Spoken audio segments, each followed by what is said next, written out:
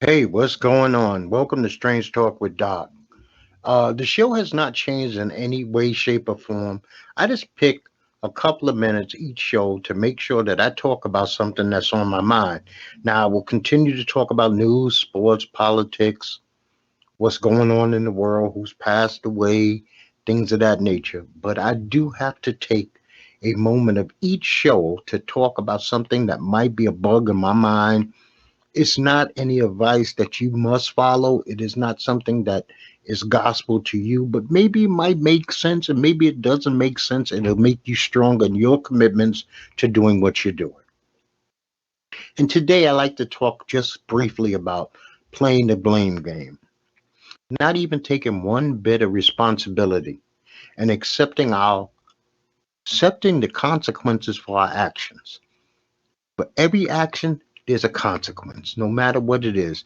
You eat, the consequences of eating is that you will build up waste and you also may fill your body with nutrients. You might also cause something that is wrong to get escalated because it could be the wrong food or it could be the right foods. That's just an example. You drink, you might get drunk. These are things that we have to accept as facts. You might also have a beautiful, mellow day.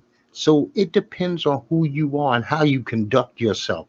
But the fact that people don't seem to take any responsibility for their actions it puzzles me. As we get to be adults, we have to come to conclusion that cause and effect is real, that it's all right that you did something. You're an adult. The apologizing all the time is unnecessary. If you believe what you say and you actually take a moment of your time before the words actually come out of your mouth and think them through that beautiful computer that you have as a brain, then what will come out of your mouth will make sense and you will no longer have to feel the need to constantly apologize because you're taking responsibility for the first thing.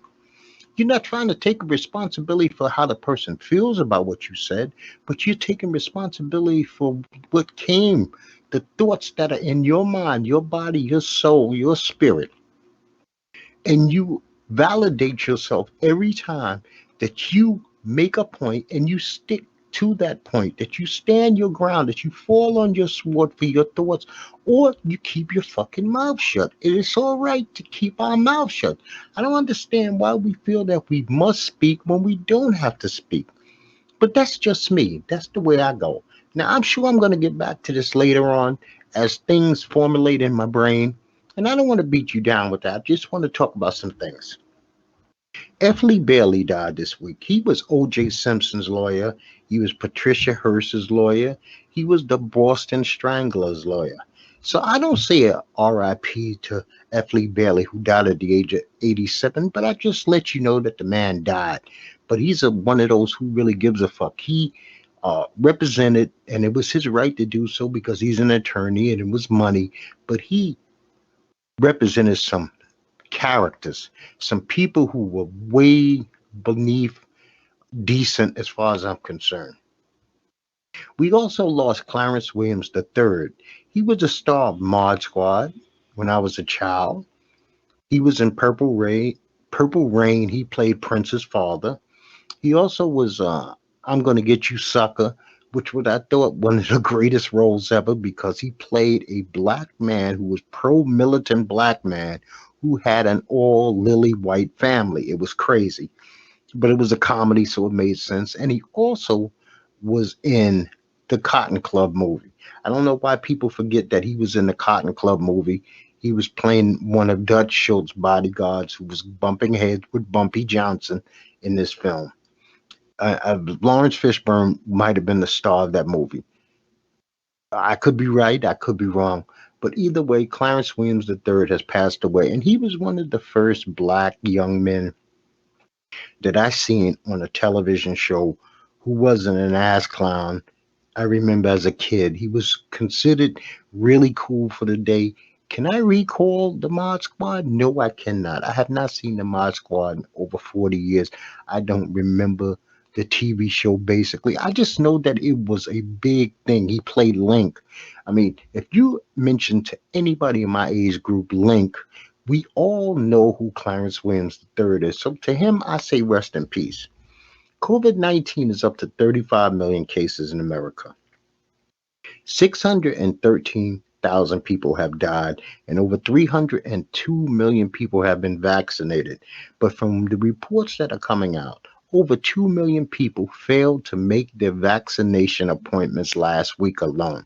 I don't understand why we think that this is over. It feels good, people, to be in stores unmasked. I do not want COVID 19. I have received both doses of Pfizer. Does that mean that I'm 100% in the clear? No. Does that mean that I feel a little bit better about going here, there, and anywhere? Yes, I do. Do I feel hopeful of a vacation and golf and getting around people? Yes, I do. Now, worldwide, we have 175 million cases and 3.8 million people have lost their lives. That is a tremendous amount of human lives lost to one cause, and it's sad. Okay, on a lighter note, we had Trump out there. He came to North Carolina and he had his pants, and he looked like either he was wearing a diaper, one, or two, that the ass crack seam was in the front of his pants. Now, do I really believe in my heart of hearts that he is so whacked out that he zipped up the back and wore in the front? No, but is it funny and comical to think about it? Yes. I mean, for a man who claims to be so rich and a billionaire, he's wearing materials that look like that's the section that you would sit on because the wrinkle pattern does not make sense for a front pair of pants. I mean, I guess he's Trump. He wants to make you jump, jump. But I don't know how that goes. But there are good materials out there, and people who have ever worn quality suits know that your stuff doesn't just wrinkle up like if you've been a bum out in the rain laying on the ground for 3 days. It doesn't make sense. Quality suits just don't work like that.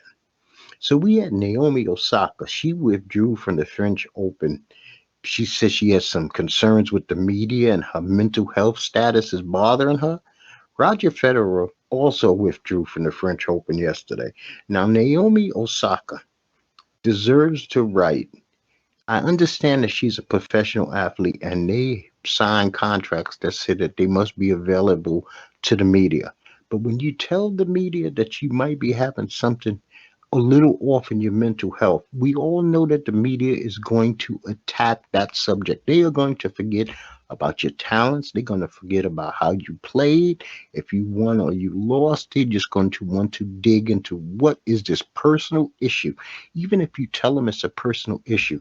And I don't think it's fair that athletes are the only people who can say, today I don't want to talk. I'm having a day. I'm a human being above my talent. And today is a day that I do not want to really get into it. I just want to stick to the game. I wonder how many people who could have been top level athletes in this world couldn't handle the pressure of the media, and that's why they never succeeded. They never even went forward because maybe they were too shy, they were withdrawn, maybe they had an ailment that didn't allow them to speak publicly. Uh, and it just makes me think, and I wish Osaka nothing but the best. She's been outstanding since she came on the scene. She's a great talent. Roger Federer is definitely a great talent, but he's had some physical issues, so he decided that to give his body a break, he wasn't going to go along with the French Open. He's already won 20 majors, so one more is not going to be really that big a deal at this point. I watched the Legends, A&E biography Legends, Mick Foley's Dark Side. No, Mick Foley. And Mick Foley was an interesting character. We all know Mankind, Cactus Jack, but to find out that this dude really never got involved with the drugs, the drinking, he was a family man that he rushed home. And I have a personal story with Mick Foley. One morning I was going to work. I was working at Rockefeller Plaza, 30 Rock. And I get off the train, and who's walking up the block side by side with me but Mick Foley? Now, we are talking 7:30, 8 o'clock in the morning. I'm thinking that he's on his way to go talk to Howard Stern, and come to find out later that day, he did appear on the Howard Stern show. So I go, Hey, Mick, man, I love your work. It's been my pleasure watching you. And Mick really did not respond. But when I seen the way that Mick looked, and Mick looked just like that guy that you seen on TV with the fucked up lumberjack, the sweatpants, the hair. I mean, there was no mistaking this is Mick Foley. And I seen how broken this man looked physically. He's the only celebrity that I've ever spoke to and just said hello, and I didn't really feel any kind of way because they didn't respond. I said he's in his own world of pain right now and dealing with some lunatic that he doesn't know, that he does not owe me anything.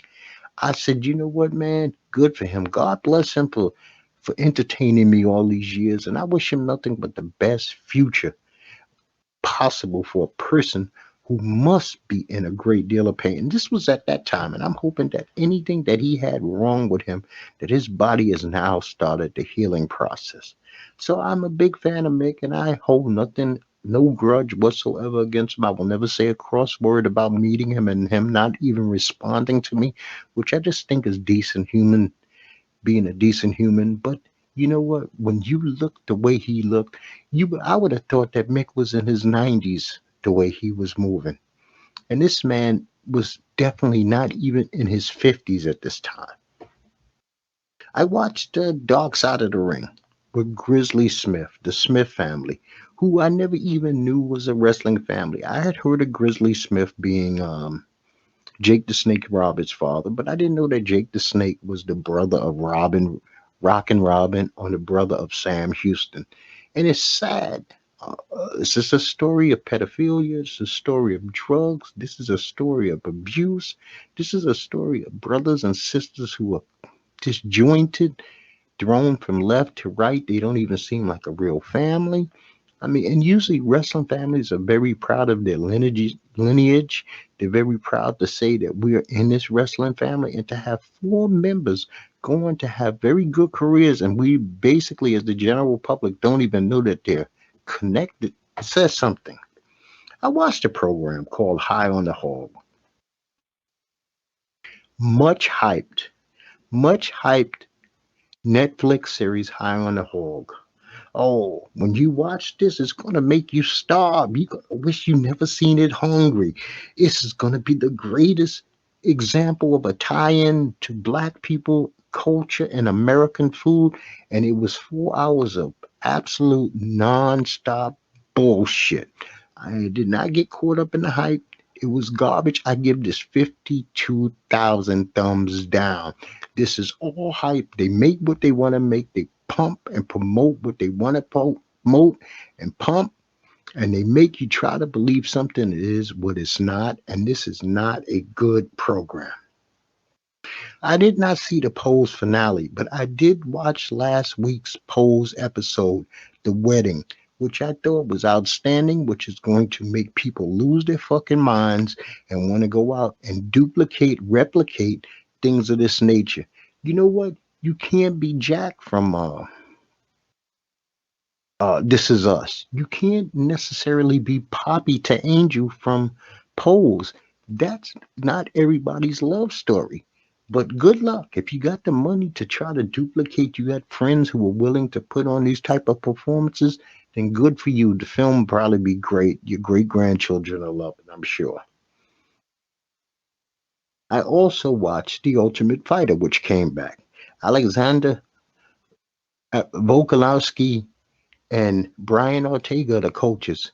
So this is the first time in about 3 years that the Ultimate Fighter has been back. But unfortunately, they didn't even put this on free TV. They put this on ESPN Plus, which is a pay per view per month type program. But it is still the Ultimate Fighter. It looks interesting. It looks like they have some interesting characters in the home, and I can't wait to see this thing as it goes forward. Because of Juneteenth coming up, I watched two, and actually, it was the anniversary passing of the Tulsa, Oklahoma massacres. So I watched two documentaries on it. One was called the 1921 Race Massacre, the other was called Tulsa, the Fire and the Forgotten. It seemed like they were done by different people, but came to the same kind of conclusions because they both were searching for mass graves. things of that nature. They did not spend a lot of time on the Tulsa incident, but they spent more time on the aftermath. Both documentaries. One of them was, I believe, produced by Russell Westbrook. So thumbs up to Russell Westbrook for not just making vanity projects with his production company, but actually educating people. Because a lot of people, unfortunately, still do not know the story of the 1921 Black Wall Street race massacres. And that's a damn shame, people. Hell's Kitchen is back. This year they are focused on 23 and under. You must be 23 years old and under to become a contestant on Hell's Kitchen. Last week had the first episode. I really enjoyed it. I watched Mike Tyson, the Knockout documentary. It was a two-part series. There was some interesting information that maybe you did not know from all the documentaries you've seen. A lot of this stuff is co-signed by Mike because he spoke on this documentary, so it's not like it wasn't something that he didn't give a thumbs up to. I thought it was well done. I also give it two thumbs up. Legendary, which is a show about the ballroom community, finale will be this week. Uh, it's been a very good season. It seems like there's this one house, Belaganga, that the judges seem to have it in for to win, and I wouldn't be surprised if some way or another they win this show. I also tried, and I mean tried, to watch this movie called Dutch. Dutch is based on the series of books by this black female author named Terry Woods. Uh, something True to the Game Part 1, True to the Game Part 2, and Dutch. I heard that they've been greenlighted to do all three movies. Dutch was not watchable for more than 20 minutes. It made no fucking sense. You have to see for yourself. This is just Doc's opinion. My opinion, like I said, is always just my opinion. It is not any gospel. I am not telling you what to do. But if you enjoy it, go out there and give it a chance. But me personally, I did not enjoy it at all. Looked over at my wife and said, "Baby, are we out of here?" She was like, "I've been waiting for you to say that." And so we turned it off, and that was the end of that. John Rahm, which is one of my favorite golfers, he tested positive for COVID on day three, which was Saturday of the Memorial Golf Tournament. And I feel so horrible for him. He was leading the tournament by six strokes. He was really having a great Saturday. And but for them to come out on the course while he is killing and tell him that he tests positive for COVID-19, when I'm sure they had these results earlier and they could have dropped this information to him in a more private manner, maybe called him to the clubhouse for a second, and then he doesn't return because he broke down. I mean, he was doing well. I mean, he just had a child. I mean, this is, you know what? We have to be a little bit more sensitive how we handle situations, how we deliver bad news to other human beings. We have to always remember that you're dealing with an emotional creature. You're dealing with somebody who bleeds, who feels, who thinks, who loves. Could you imagine what the viewing audience was thinking? Why did John Rahm just disappear, who was leading off this tournament? Did something tragic happen to a loved one? I mean, there's got to be better ways to do this. UFC this weekend had a fight card. Rosenstruck fought Sake. Walt Harris fought Marcin Turbin. Montana De La Rosa fought Ariana, the Queen of Violence, Lipsky. Montana put it on Ariana. I mean, she put it on her. Walt Harris got knocked out again. I don't know what we do with Walt. Walt's got to build up his tank because he was kicking ass in the beginning, but he wound up, like I said, getting knocked out. Rosenstruck, at the very last couple of seconds of the first round, drops and knocks out Sakai.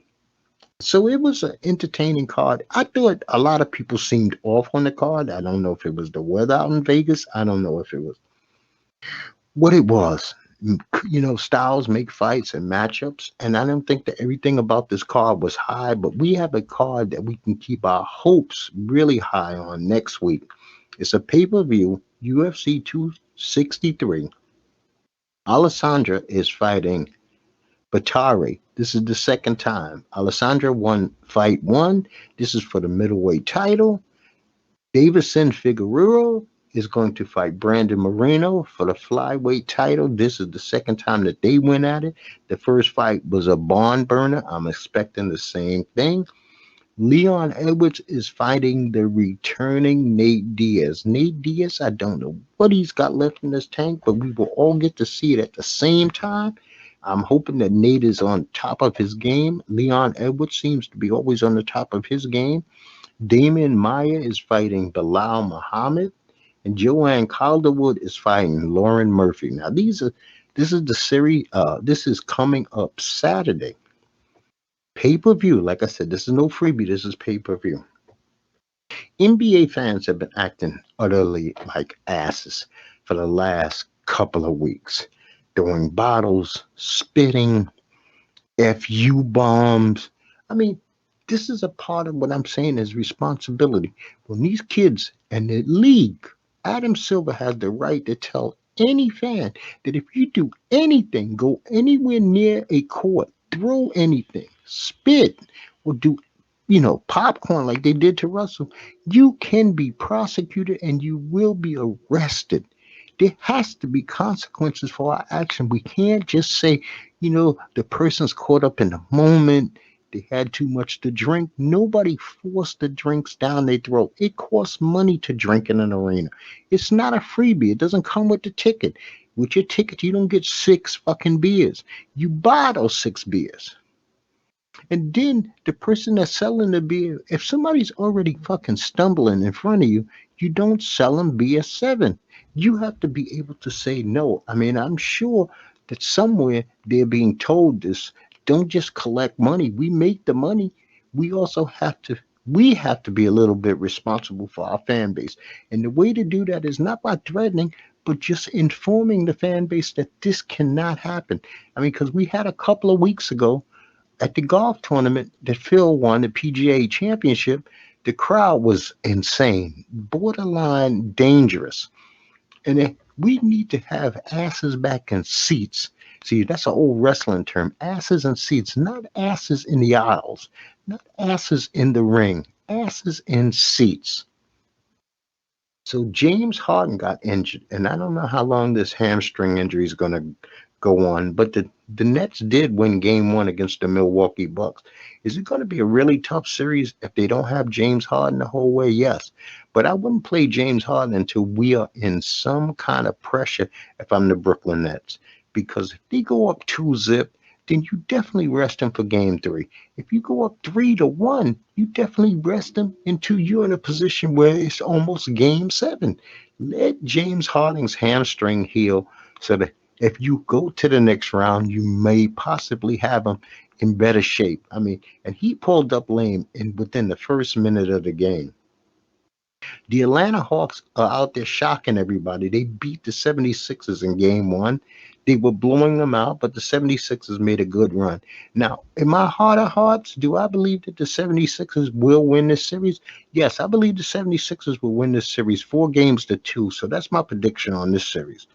The Nuggets are playing the Suns. The Suns have been a surprise all season, but Joker for the Nuggets is a beast. I'm picking the Nuggets to win this series. And we got the Utah Jazz are playing the Los Angeles Clippers. I am going to take the Utah Jazz to make the Los Angeles Clippers a huge disappointment. I don't believe in Paul. I don't believe in Beverly. I don't believe in that system. I don't believe that Kawhi is going to go out there and give you that 40 that needs to be done every night. So I'm picking the Utah Jazz to win this series. Now, I'm going to take some time off between now and the next show. I'm going to go to a gun show. I'm going to discuss what I brought, or if I had the opportunity to buy anything at the gun show, or if I got disappointed. I'll discuss that when I return. I'll discuss maybe some summer plans that I might have because I plan on doing some traveling. I need to get out. I need to breathe. I mean, see, there are some things that are our responsibilities, other things that are not. The pandemic, our responsibility was to be responsible. So we maybe didn't get to do the travel we wanted. We didn't visit the people we wanted to see. And that's understood. That's being responsible because we really didn't know where the world was going to be and what the world was going to be like. I mean, think about it. In the beginning, we couldn't find fucking toilet paper, some of us.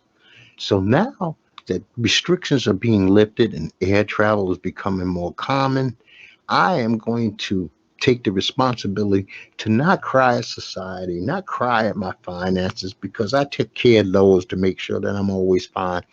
But I'm going to get my ass up and I'm going to get my ass moving. I'm going to enjoy some of this thing called life because there's no guarantees of tomorrow's. I discussed this on the last show that sometimes things happen in your life that you are not prepared for. You don't even, they blindside you just out of left field, and then you have to deal with them.